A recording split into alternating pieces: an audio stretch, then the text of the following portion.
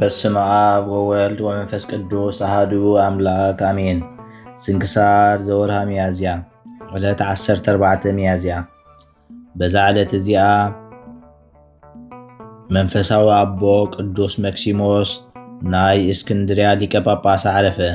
ንሱ ቁፅሩ ካብቶም 15 አበው ሊቃነ ጳጳሳት እዩ።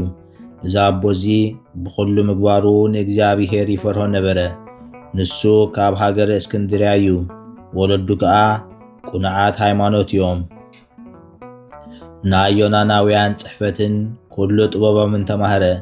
ፍጹም ለባም መስተውዓሊ ብቋንቋ ዮናኒ ከዓ ፈላጥ ኮነ። ካብኡ ትምህርቲ ቤተ ክርስቲያን ሕጊ እግዚአብሔርን ተማህረ።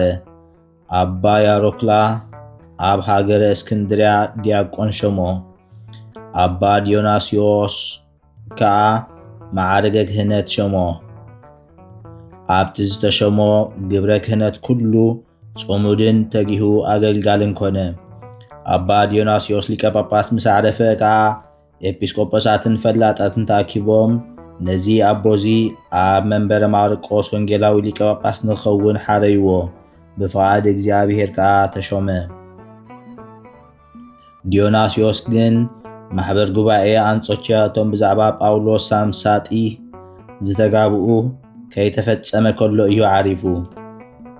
እዚ ኣቦ ኣብ መንበረ ማርቆስ ተሸይሙ ምስ ተቐመጠ ከዓ ካብቶም ስዩማን ማሕበር ብዛዕባ ኣብቲ ማሕበር ዝተገብረ ንጳውሎስ ሳምሳጢ ክሓዲ ንኹሎም ነቶም ናቱ ኣበሃህላ ዝሰዓቡ ከም ዘወግዝዎም ናብኡ መልእኽትታት ለኣኽሉ።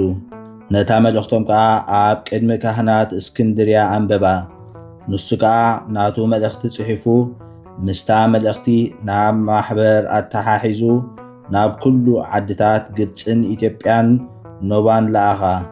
ኣብታ መልእኽቱ ንጳውሎስ ሳምሳጢ ስሑትን ግእዙን ኣበሃህልኡን ከኣልዮ ናብ እግዚአብሔር ክጽልዩ ከማልዱን ኣዘዞም። ጎይታ ድማ ልማኖም ተቐቢሉ ነቲ ከሓዲ ብዘይካ ቁርብ መዓልታት ኣየቐነየን፣ ቀልጢፉ ኣጥፍኦ። እታ ክፍእቲ ሃይማኖቱ ካብ ዓለም ኣለያ።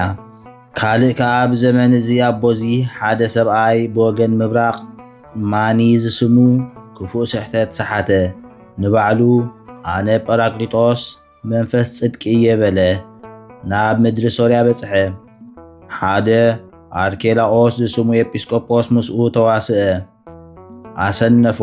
ጌጉኡ ኣቃሊዑ ካብ ሃገሩ ኣባረሮ። ናብ ብሔረ ፋርስ ተመሪሱ ድማ ኣነ ነቢይ እየ በለ። ብህራም ንጉስ ፋርስ ድማ ናብ 2 ክፍሊ ሰንጠቆ። ን200 ዝኾኑ ሰባት ወሲዱ ቁልቁል ኣፎም ናብ ምድሪ ገይሩ ክሳብ ሕቖኦም ተኸሎም። እንሆ ብሰብ ገይረ ኣታኽልቲ ተኸልኩ በለ። እዚ ኣቦዚ ከዓ ብመጓሲኡ እናተጋደለ ይሕልዎም ነበረ። ብተግሳጻትን ብድርሳናትን ገይሩ ከዓ ኣብታ ቅንዕቲ ሃይማኖት የጽንዖም። ክሳብ ዝዓርፉ ከዓ ኣብ ሽግር ክሓትን ዓለውትን የድሕኖም ነበረ።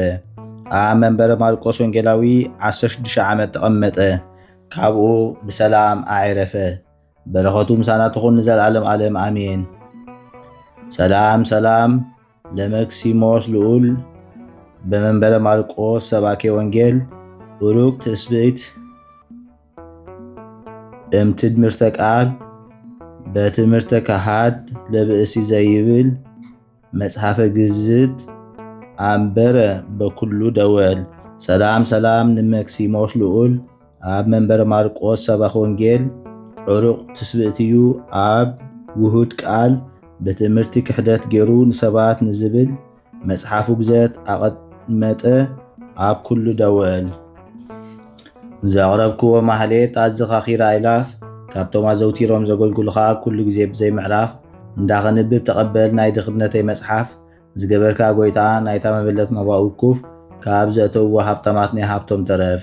ቅዱሳን ነቢያት ሃዋርያት እውን ሰባኽያን ሰማዕታት ምስ ጻድቃን ደናግል ከዓ መነኮሳት እውን ሄራን ባርኾት ባርኹ ማሕበር ቅድስቲ ቤተ ክርስቲያን ካብ ዝዓበየ ሽማግለ ክሳብ ዝነኣሰ ህፃን።